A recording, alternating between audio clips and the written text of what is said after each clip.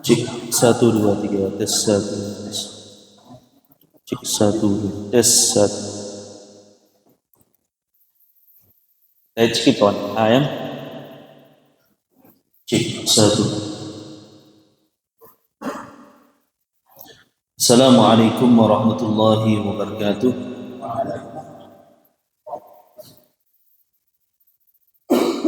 Innal hamdalillah nahmaduhu wa nasta'inuhu wa nastaghfiruh wa na'udzu billahi min shururi anfusina wa min sayyiati a'malina may yahdihillahu fala mudilla lahu wa may yudlil fala hadiya lahu asyhadu an la ilaha illallah wahdahu la syarika lah wa asyhadu anna Muhammadan abduhu wa rasuluhu amma ba'd. Alhamdulillah, segala puja dan puji senantiasa kita panjatkan kepada Allah Subhanahu wa taala, yang mana tentunya berkat limpahan karunia, taufik dan hidayah dari Allah Subhanahu wa taala, pada kesempatan di malam hari ini Allah Subhanahu wa taala masih memberikan kesehatan kepada kita, waktu luang kepada kita, dan meringankan langkah-langkah kaki kita, sehingga dengan takdir dari Allah Subhanahu wa taala dan hidayah dari Allah Subhanahu wa taala, pada malam hari ini kita masih dikumpulkan oleh Allah di tempat yang mulia, yaitu rumah Allah Subhanahu wa taala. Salawat serta salam semoga senantiasa tercurahkan kepada baginda Nabi Agung Muhammad sallallahu alaihi wa ala alihi wasallam, kepada keluarga beliau, para sahabatnya, dan orang-orang yang mencintai sunnah beliau hingga akhir zaman.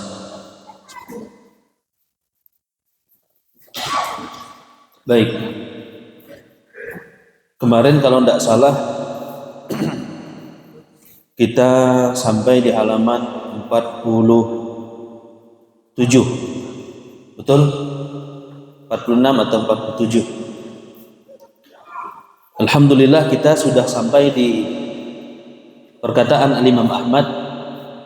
Kata beliau, as-sunnatu tufassirul Qur'an wa hiya dalailul Qur'an. Kata Imam Ahmad rahimahullah ta'ala, was-sunnatu tufassirul Qur'an, dan as-sunnah itu menafsirkan Al-Qur'an, wa hiya dalailul Qur'an, dan sunnah tersebut adalah dalil-dalil untuk memahami Al-Qur'an.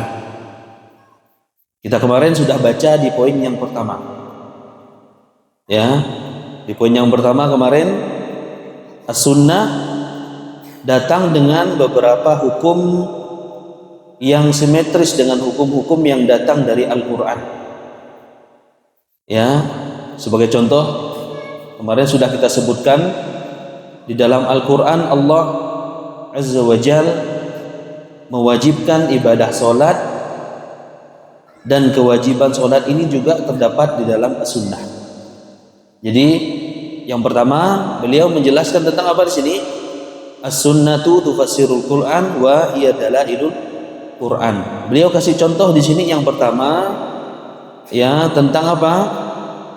Di dalam Al-Qur'an Allah Subhanahu wa taala mewajibkan salat. Di dalam hadis pun juga ada. Ya, itu yang pertama. Kemarin sudah kita baca sampai selesai di poin yang pertama ini. Kita masuk ke poin yang kedua.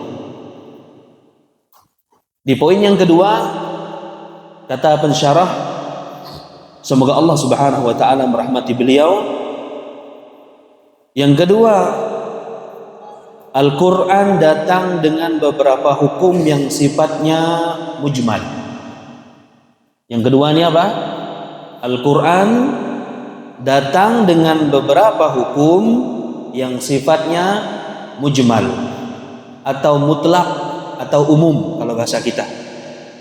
Jadi terkadang Al-Quran itu di dalamnya hukum-hukumnya lagi sifatnya secara umum, belum dirinci. Belum apa? Dirinci. Nah, fungsi daripada as-sunnah atau hadis-hadis Nabi SAW terkadang dia datang untuk memberikan perincian yang umum pada Al-Quran. Dalam Al-Qurannya umum, tapi dirinci oleh as-sunnah. Al-Quran datang dengan beberapa hukum yang sifatnya mujmal, kemudian mutlak atau umum bahasa kita. Maka as-sunnah mendatangkan hukum-hukum yang menerangkan keumumannya. Ya, as-sunnah mendatangkan hukum-hukum ya yang menerangkan tentang apa? Keumumannya. Mendatangkan hukum-hukum yang memberi batasan atas kemutlakannya atau keumumannya tadi. Kemudian mendatangkan hukum-hukum yang memberi pengkhususan atas keumumannya. Ada ayat dalam Al-Quran sifatnya umum, kemudian dikhususkan oleh as-sunnah. Maka di sini as-sunnah fungsinya untuk mengkhususkan dalil-dalil umum yang terdapat di dalam Al-Quranul Karim. Beliau kasih contoh di bawahnya. Ya. Contoh tentang apa? Dalam Al-Quran datang dengan lafaz-lafaz umum, dijelaskan oleh hadis-hadis Nabi SAW yang mengkhususkan lafaz-lafaz umum tersebut. Ini kalau kita belajar ini masuk dalam ilmu usul fikih namanya. Ya, masuk dalam apa namanya ilmu usul fikih. Baik, beliau kasih contoh di sini. Allah Subhanahu wa taala berfirman di dalam surah Ali Imran ayat yang ke-173. Alladzina qala lahumun nas innan nas qad jama'u lakum fakhshawhum. Yaitu orang-orang yang ketika sejumlah manusia berkata kepada mereka. Perhatikan lafaz kalimat an-nas. Nas itu umum, Pak. Lafadznya nas itu umum. Kalau dari lafadznya dia maknanya umum. Baik itu dia muslim ataupun dia kafir. Namanya manusia. Nah, ini namanya lafadz Al-Quran disebut dengan lafadz yang apa, Pak? Mujmal. Lafadz yang mutlak. Lafadz yang umum. Nanti ada hadis-hadis Nabi SAW yang mengkhususkan lafadz-lafadz tersebut. Nah, ini dia.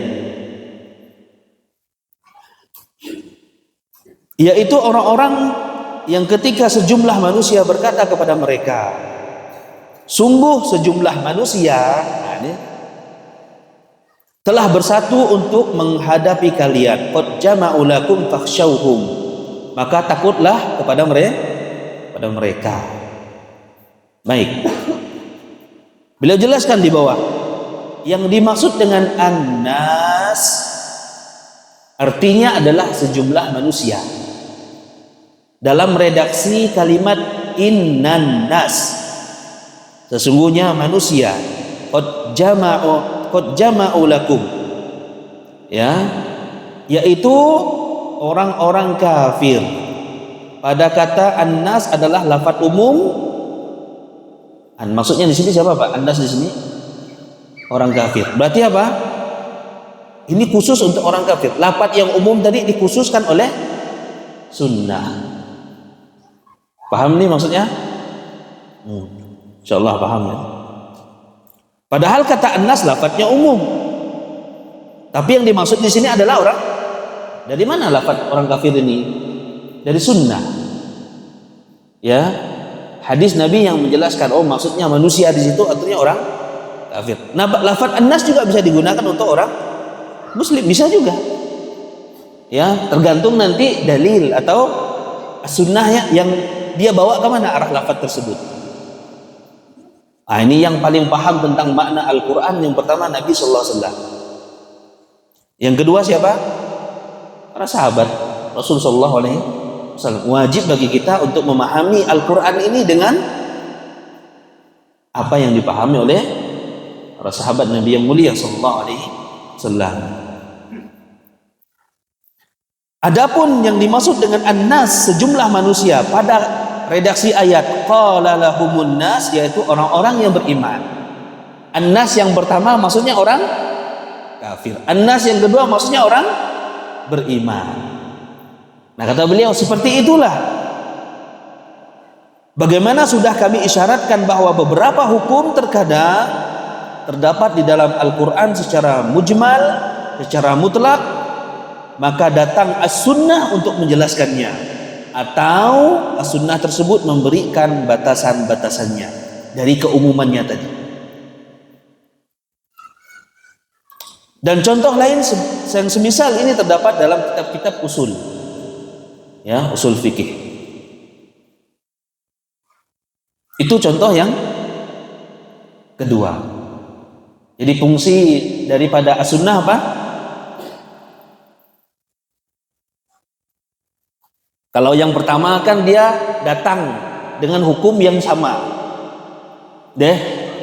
Dalam Quran mewajibkan sholat, dalam sunnah mewajibkan sholat, hukumnya sama. Fungsinya untuk menguatkan Al-Quran. Kalau yang kedua ini lafaz-lafaz yang umum, lafaz-lafaz yang mutlak di dalam Al-Quranul Karim dikhususkan oleh apa? As-sunnah. Ini yang kedua. Sekarang yang ketiga. Insyaallah ya. Yang ketiga, as-sunnah, fungsi dari as-sunnah datang membawakan hukum-hukum baru. Dalam Quran tidak ada, di as-sunnah ada. Bawa apa? Hukum baru. Yang tidak didapatkan, yang tidak didapati di dalam Al-Quranul Karim. Dalam Al-Quran tidak ada, dalam hadis ada. Maka dalam keadaan ini wajib bagi kita untuk mengamalkan hukum-hukum as-sunnah. Walaupun di Quran tidak ada, tapi di sunnah ada. Ya, karena sunnah ini kan yang bawa siapa, Pak? Nabi kita yang mulia sallallahu alaihi wasallam. Nabi ini kan bawa wahyu. Wahyu itu ada dua. Yang pertama Al-Quran, yang kedua sunnah.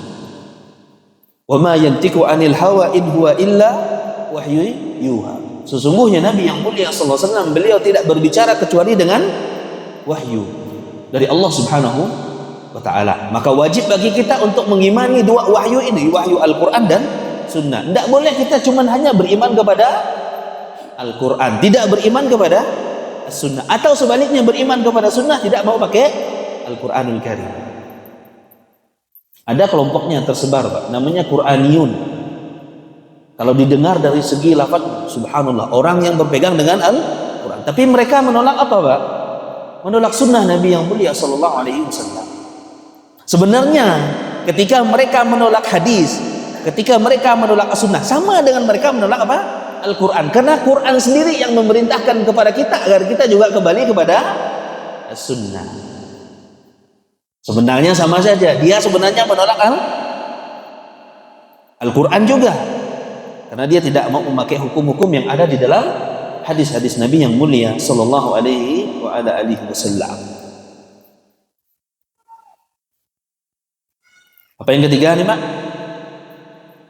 As-sunnah membawa hukum baru. Apa contohnya, Pak? Nih, beliau kasih contoh. Pengharaman mengumpulkan seorang wanita dengan bibinya dalam satu tali pernikahan.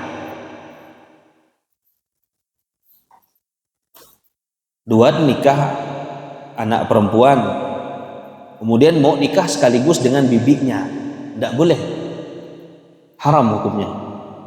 Kecuali kalau istri yang pertama dua nikah itu sudah meninggal dunia atau sudah cerai, boleh nanti menikahi bibinya. Tapi menyatukan mereka dalam satu pernikahan memang ya, poligami ini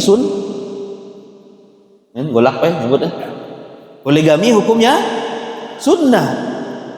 Ya, poligami hukumnya sunnah. Tapi menyatukan antara ponakan dengan bibi hukumnya tidak boleh dalam satu pernikahan. Nah, larangan ini tidak ada dalam Al-Qur'anul Karim. Larangan ini tidak ada dalam Al-Quran. Dalam Al-Quranul Karim ada larangan mengumpulkan dua saudara. Ya, mengumpulkan dua saudara. Dua ikut menyadi dikumpulkan dalam satu pernikahan tidak boleh. Ya, harus milih akak atau adik. Tidak boleh dua-duanya mau dinikahi semua sekaligus. Hukumnya tidak boleh. Ini ada larangannya di dalam Al-Quran. Ya, coba kita baca lagi. Di contoh yang pertama nih, contoh tentang apa? Hukum yang datang baru dari hadis Nabi SAW, dari sunnah. Dalam Al-Quran tidak ada. Jadi mengumpulkan seorang wanita dengan bibinya dalam satu tali pernikahan. Baik bibi dari pihak ayah namanya bibi dari pihak ayah namanya ammatun. Kalau dalam bahasa Indonesia bibi ya mesti dibedakan antara bibi dari pihak ayah dengan bibi dari pihak umma atau ibu kita. Kenapa, Pak? Kenapa kok bisa begitu? Untuk membedakan dalam pembagian waris. Itu hikmahnya, Pak. Jadi bibi dari pihak ayah namanya ammatun. Bibi dari pihak ibu namanya kholatun. Ini ada dalam di bawah. Kalau dua teliti itu, kalau udah baca di rumah. Nah, hukum pengharaman ini tidak didapati di dalam Al-Quranul Karim. Tidak ada dalam Al-Quranul Karim. Tidak bolehnya seseorang laki-laki menikahi wanita dengan bibinya sekaligus. Dari mana hukum ini munculnya? Dalam hadis Nabi SAW. Kata Nabi SAW, la yujma'u bainal mar'ati wa ammatiha wala bainal mar'ati wa khalatiha. Ya, hadis yang diriwayatkan oleh Al-Imam Muslim, hadis yang diriwayatkan oleh Al-Imam Bukhari, Muslim dan An-Nasa'i dari sahabat Abu Hurairah. Wajib bagi kita untuk mengimaninya, Pak. Wajib bagi kita untuk mengimaninya. Ada dalam Al-Quran, Pak? Tidak ada. Adanya dari mana? Sunnah Nabi yang mulia Sallallahu Alaihi Wasallam. Kemudian beliau bersabda, innakum in fa'altum dzalika qata'tum arhamakum. Sesungguhnya jika kalian melakukannya, melakukan apa, Pak? Tadi menggabungkan pernikahan antara ponakan dengan bibinya sekaligus. Qata'tum arhamakum, maka kalian telah memutus tali kekerabatan kalian. Mutus tali kerabat, kata Nabi sallallahu alaihi wasallam. Jadi ada hikmah yang disebutkan oleh Rasulullah sallallahu alaihi wasallam. Di antara hukum pengharaman yang terdapat di dalam As-Sunnah namun juga tidak ada dalam Al-Quran, yaitu pengharaman setiap hewan yang buas yang bertaring. Hewan buas yang bertaring. Dalam Quran tidak ada, adanya dalam hadis Nabi yang mulia sallallahu alaihi wasallam. Juga seperti pengharaman burung yang cakarnya untuk mencengkram. Ya. Semua hukum pengharaman ini secara nas tidak terdapat dalam Al-Quran, tapi wajib bagi kita untuk apa? Mengamalkannya. Kenapa? Karena ada dalam As-Sunnah. Kemudian beliau contohkan juga di sini masalah diat. Baik, kita lanjutkan.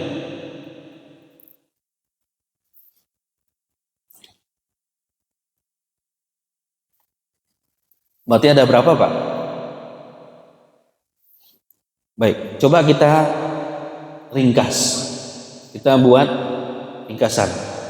Jadi fungsi daripada as-sunnah yang pertama untuk menguatkan hukum-hukum yang ada di dalam Al-Quran.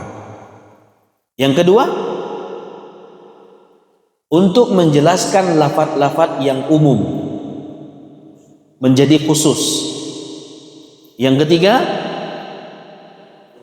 sunnah datang membawa hukum yang baru.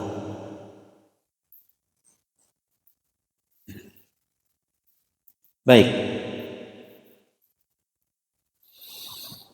Demikianlah kata beliau, dan oleh karenanya Al-Imam Ahmad bin Hanbal menyatakan, kata beliau, as-sunnah itu menafsirkan Al-Quran, dan as-sunnah dalil-dalil untuk memahami Al-Quran. Artinya as-sunnah menunjukkan padanya, ya, menunjukkan kepada Al-Quranul Karim. Jadi ajib kalau ulama menjelaskan perkataan ulama. Lihat bagaimana luasnya ilmu mereka, luasnya ilmu para ulama. Kalau kita baca matannya saja, Pak, matan itu perkataan Imam Ahmadnya saja, belum ada syarahnya dari para ulama, maka sulit untuk kita memahaminya. Kita lanjutkan. Berkata Al-Imam Ahmad, kata beliau, walaysa fi sunnati qiyasun wala tudribu lahal amthal wala tudraku bil uqul walal ahwa innama huwa ittiba'u wa tarkul hawa.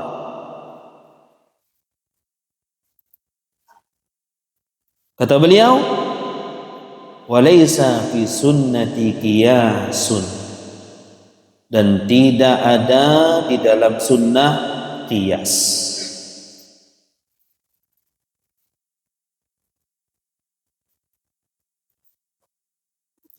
Baik, coba dibuka halaman 50 setelahnya.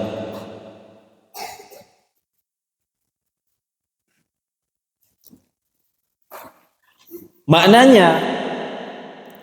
apa, Pak? Kita sedang bicara tentang apa?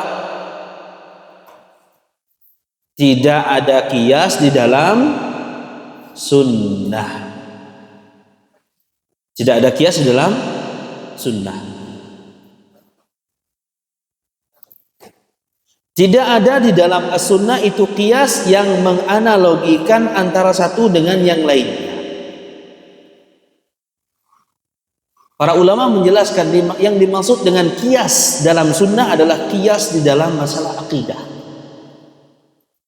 analogi di dalam masalah akidah, analogi di dalam masalah akidah. Jadi menyerupakan Allah Subhanahu wa taala dengan makhluk, mengkiaskan Allah Subhanahu wa taala dengan makhluk. Nanti akan datang penjelasan.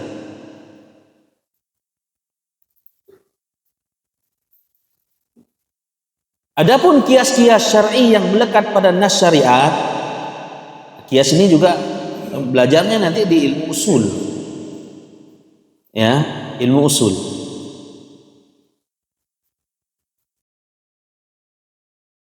Ini bukan termasuk analogi akal. Jadi yang dimaksud di sini adalah kias akli, analogi akal. Yang dimaksud di sini adalah analogi akal. Adapun kias syar'i maka tidak terlarang. Ya. Nanti akan diberi contoh, ada kias yang dilarang, ada kias yang tidak boleh. Saya ambil contoh dari masalah akidah. Nabi yang mulia sallallahu alaihi wasallam menyebutkan tentang sifat nuzul, tentang sifat turun Allah Subhanahu wa taala ke langit dunia. Kata Nabi yang mulia sallallahu alaihi wasallam, yanzilu tabaraka wa ta'ala kulla lailatin hina yabqa thulusul lail akhirah. Sesungguhnya Allah Subhanahu wa taala Rabb kalian turun ke langit dunia di sepertiga malam terakhir. Di sini Pak, wajib bagi kita untuk mengimani sifat turunnya Allah. Tapi kaifiyah, ini kaifiyahnya, bagaimananya kita tidak tahu. Ya, kita tidak tahu. Bahkan kita dilarang untuk menyamakan turunnya Allah dengan makhluk. Nah, ini namanya kias dalam masalah akidah. Tidak boleh hukumnya. Haram, Pak. Kenapa? Rusak akidah kita. Allah turun ke langit dunia. Kalau manusia turun ke langit, manusia turun dari atas ke bawah. Kalau kita bayangkan manusia turun dari atas ke bawah, ya seperti bayangan kita. Seperti bayangan kita. Dan kita tidak boleh membayangkan Allah turun seperti makhluk. Kita mengimani Allah turun ke langit dunia di sepertiga malam terakhir, dan tidak boleh menanyakan kaifiat, bagaimananya Allah turun, tidak boleh. Kenapa Pak? Menanyakan bagaimana tidak boleh? Karena kita belum melihat Allah. Dan ini juga tidak pernah ditanyakan oleh para sahabat. Zaman-zaman dulu mereka tidak pernah menanyakan kaifiat, bagaimananya. Sama dengan sifat Allah tinggi di atas aras. Bagaimananya tidak boleh ditanya apa? Ya, bagaimananya tidak boleh ditanya. Ya, makanya Al-Imam Malik rahimahullah taala, ketika beliau ditanya tentang kaifal istiwa, Al-Imam Malik ini gurunya siapa Pak? Al-Imam Syafi'i. Beliau ditanya bagaimana istiwanya Allah.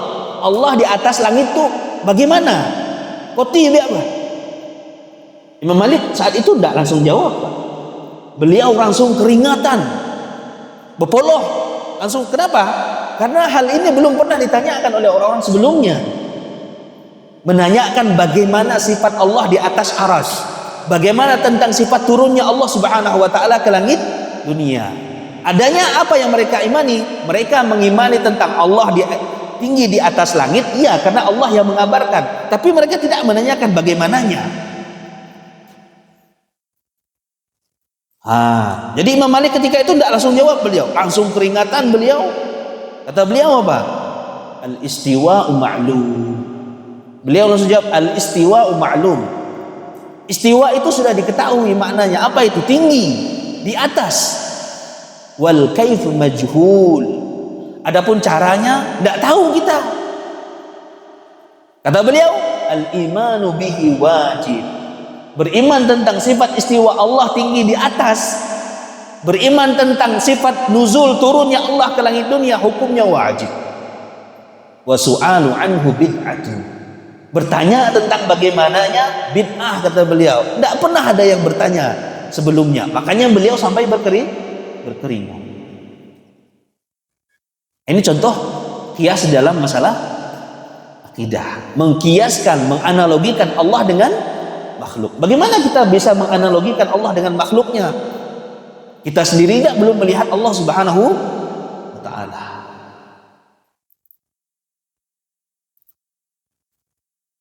Makanya hadis tadi, yanzilu tabaraka wa ta'ala kulla lailatin ila sama'i dunya hina yabqa sulusul lail akhirah. Di sepertiga malam terakhir Allah subhanahu wa ta'ala turun ke langit dunia. Tidak usah kita pikirkan Pak. Tugas kita sekarang, kalau kita mau bangun malam, tidak usah kita pikirkan bagaimana Allah turunnya.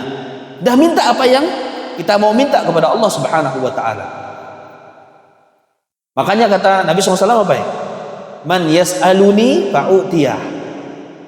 Siapa yang minta kepada aku, maka aku akan berikan, kata Allah subhanahu wa ta'ala. Wa man yastaghfiruni, siapa yang minta ampun, maka aku akan ampuni. Apa lagi situ? Man yad'uni fa astajibu lah. Siapa yang memohon, meminta kepada aku, maka aku akan kabulkan. Ada sebagian kaum muslimin, mereka memaknai sifat nuzul dengan rahmat. Yang turun kata mereka bukan Allah subhanahu wa ta'ala. Bagaimana cara membantahnya Pak? Coba lihat lafadznya Pak. Man yad'uni fa astajibu lah. Kira-kira kalau rahmat yang ngomong, kalau kita minta kepada rahmat, hukumnya gitu. Seandainya itu bukan Allah, Paham maksudnya? Seandainya itu bukan Allah yang turun, kata mereka rahmat. Kenapa? Karena mereka ingin menolak sifat turunnya Allah Subhanahu wa taala. Kalau seandainya itu bukan Allah yang ngomong, kita minta akan dikabulkan, ya kan? Kita minta ampun akan diampuni. Kalau begitu, kalau kita minta ampun kepada rahmat, hukumnya apa? Syirik. Oh, ternyata memang Allah Subhanahu wa taala yang turun. Tapi cara mengimaninya, beriman dengan sifat turunnya Allah Subhanahu wa taala. Tapi kaifiatnya, caranya, bagaimananya, wallahu alam, cukup bagi kita beriman ya tentang Allah Subhanahu wa taala turun ke langit dunia di sepertiga malam terakhir. Itu contoh Pak? Kias di dalam masalah akidah. Bisa sesat enggak kita, Pak? Bisa. Kalau dalam masalah fikih enggak masalah ada kias. Ya. Di zaman Nabi Shallallahu alaihi wasallam, makanan mereka apa, Pak? Gandum. Ya. Kita di sini ngeluar zakat pakai apa, Pak? Beras. Gandum dengan beras sama enggak? Beda bentuknya, tapi fungsinya sama, makanan pokok. Dikiaskanlah gandum tersebut dengan makanan pokok yang ada di ini, kiasnya tidak terlarang, diperbolehkan. Baik.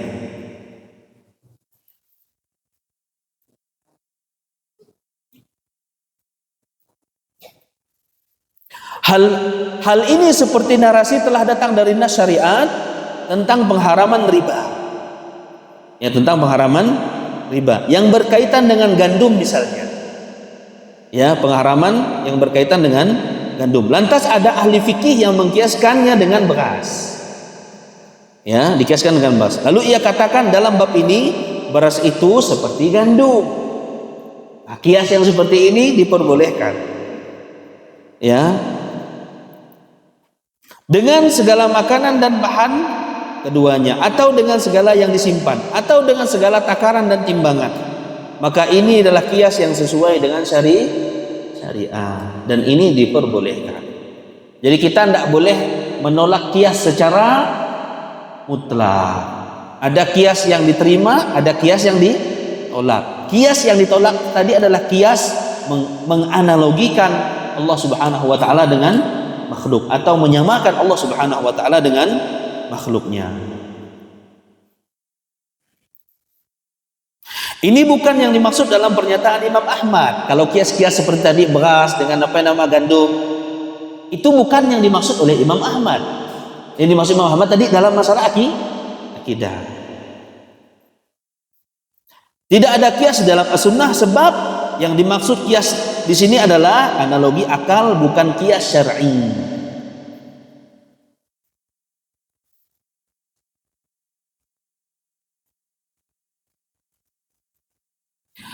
Kemudian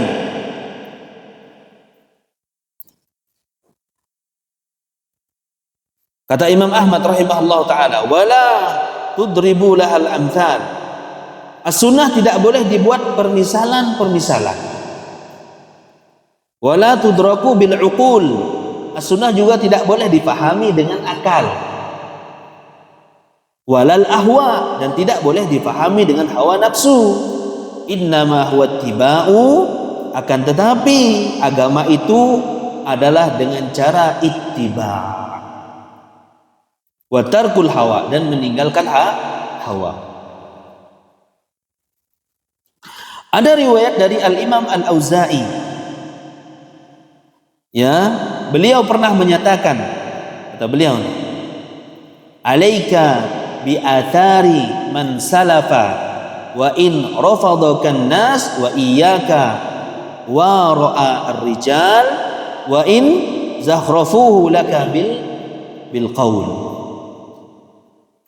Kata beliau, hendaklah engkau berpegang kepada athar salafus saleh meskipun orang-orang menolakmu,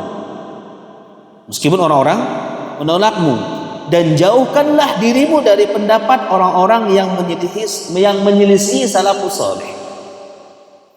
Ya, yang menyelisih salafus saleh ini siapa? Salaf ini kan secara bahasa kan orang-orang yang telah mendahului kita. Kalau secara istilah syariah siapa salaf? para sahabat Nabi yang mulia sallallahu alaihi wasallam. Meskipun ia dihiasi dengan pendapatnya dengan perkataan-perkataan yang indah, ya, tapi menyelisihi apa yang diyakini oleh para sahabat, menyelisihi apa yang dilakukan oleh para sahabat, menyelisihi apa yang diyakini oleh para sahabat, dan seterusnya. Walaupun itu dihiasi dengan kalimat-kalimat yang indah.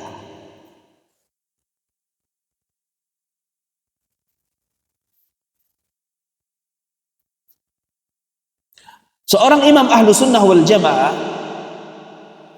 di zaman Abu Muhammad al-Hasan bin Ali bin Khallaf, ini namanya al-imam al-Barbahari rahimahullah ta'ala. Beliau punya kitab namanya kitab Syarhus Sunnah lil Imam al-Barbahari. Apa namanya itu? Kitabnya apa? Kitab Syarhus Sunnah lil Imam al-Barbahari rahimahullah ta'ala. Itu kitabnya mirip-mirip dengan kitab Imam Ahmad ini, menjelaskan tentang akidah-akidah dan manhaj metode Ahlus Sunnah wal Jamaah. Apa kata beliau? Wa'lam. Apa makna wa'lam? Masih ingat dari pelajaran usul salasa? Ta'allam, wafham, wa tayaqqan. Itu makna i'lam. Ta'allam, belajar. Wafham, fahamilah. Wa tayaqqan, yakinilah. Lafaz ini digunakan kalau ada sesuatu yang penting yang akan dibicarakan setelah itu. Pakai kalimat i'lam, biar kita intabi, biar kita melihat, biar kita memperhatikan, biar kita mendengar. I'lam rahimakumullah. Semoga Allah Subhanahu wa taala merahmati kamu. Kata beliau juga, annahu laisa fi sunnati qiyasun. Ya, bahwa tidak ada qiyas di dalam sunnah. Wala tudrabu lahal amthal. Kata beliau, dan tidak membuat-buat permisalan bagi sunnah. Wala tuttaba'u fiha al-ahwa, dan tidak menuruti hawa nafsu. Kata beliau, bal huwa tasdiqu bi athari Rasulillah sallallahu alaihi wasallam. Akan tetapi apa? Membenarkan athar-athar dari Rasul sallallahu alaihi wasallam, ya, bila kaif. Ini tanpa bertanya bagaimana. Tadi yang sebagaimana yang sudah kita jelaskan tadi, ya, bagaimana Allah di atas langit, bagaimana sifat turun Allah dan seterusnya. Bila kaif wala syarhin, kata beliau, ya, tanpa minta penjelasan. Wala yuqalu lima, ya, dan juga tidak ditanya mengapa.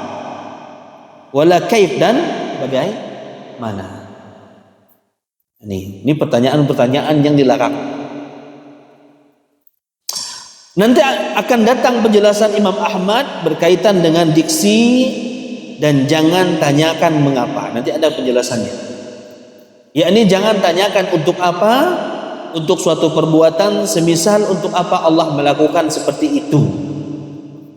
Kenapa Allah begini? Kenapa Allah melakukan ini? Kenapa Allah melakukan ini? Tidak boleh, Pak. Yang akan ditanya itu siapa, Pak? Yang akan ditanya siapa? Kita. Jangan tanya perbuatan Allah Subhanahu wa ta'ala. Yang ditanya itu kita. Kita yang akan diminta pertanggungjawaban oleh Allah Subhanahu wa ta'ala.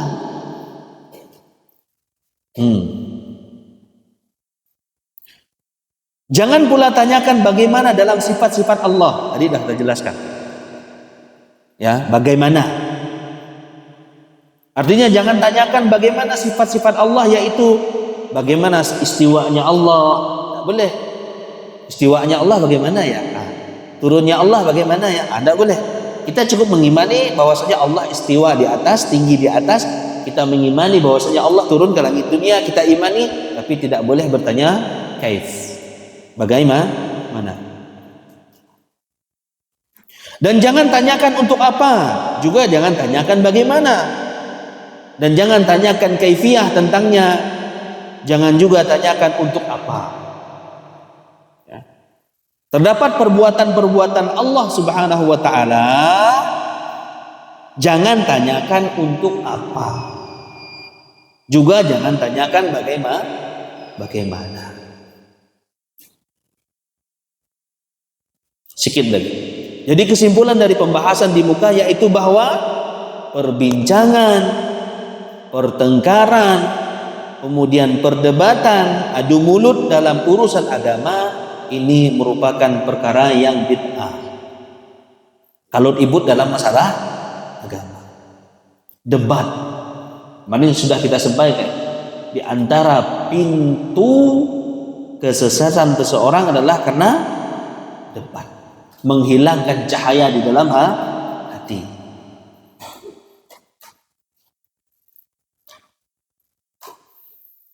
Bisa menimbulkan keraguan di dalam hati, tambah ragu kalau udah debat itu, kalah debat, kalah dalil. Padahal mungkin yang kalah itu bisa saja sebenarnya keyakinan dia benar. Dia sudah yakin itu kebenaran. Cuman karena kalah debat, kalah dalil, pendalilannya tidak kuat, nekat berdebat dengan orang yang lebih tinggi ilmunya daripada dia, kalah dari segi apa? Debatnya. Padahal dia berada di atas benar. Ini bahaya. Dan banyak kejadian orang menyimpang pemahamannya. Dulunya dia tegak di atas sunnah, dulunya tegak di atas akidah yang benar, karena kalah debat jadi melencong begini. Hati-hati. Tugas kita bukan berdebat, tugas kita apa? Belajar dan mengamalkan apa yang sudah kita pelajari. Tidak ada kias akli analogi dalam as-sunnah, tiada perdebatan padanya, tidak usah dibuat permisalan-permisalan perbandingan, dan tidak dapat dicapai oleh nalar akal dan hawa nafsu. Yang ada hanyalah sikap ittiba, mengikuti dalil yaitu Al-Quran dan Sunnah, serta dengan meninggalkan hawa nafsu, yakni sesuatu yang menjadikan seorang hamba dikuasai hawa nafsu dan menyimpangkannya, dan apa yang sesuai dengan akal dan hawa nafsunya juga sesuatu yang berupa bid'ah dalam agama Allah Subhanahu wa ta'ala. Selesai kita. Ini pun habis PDF bab ini. Insyaallah akan depan kita masuk ke bab yang berikutnya. Apa ya bab berikutnya?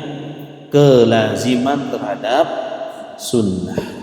Mudah-mudahan yang sedikit ini bermanfaat, terutama untuk saya yang berbicara, juga kepada seluruh kaum muslimin yang mendengarkan. Kita tutup ya dengan doa kafaratul majlis. Subhanakallahumma wa bihamdika asyhadu an la ilaha illa anta astaghfiruka wa atubu ilaik. Assalamualaikum warahmatullahi wabarakatuh.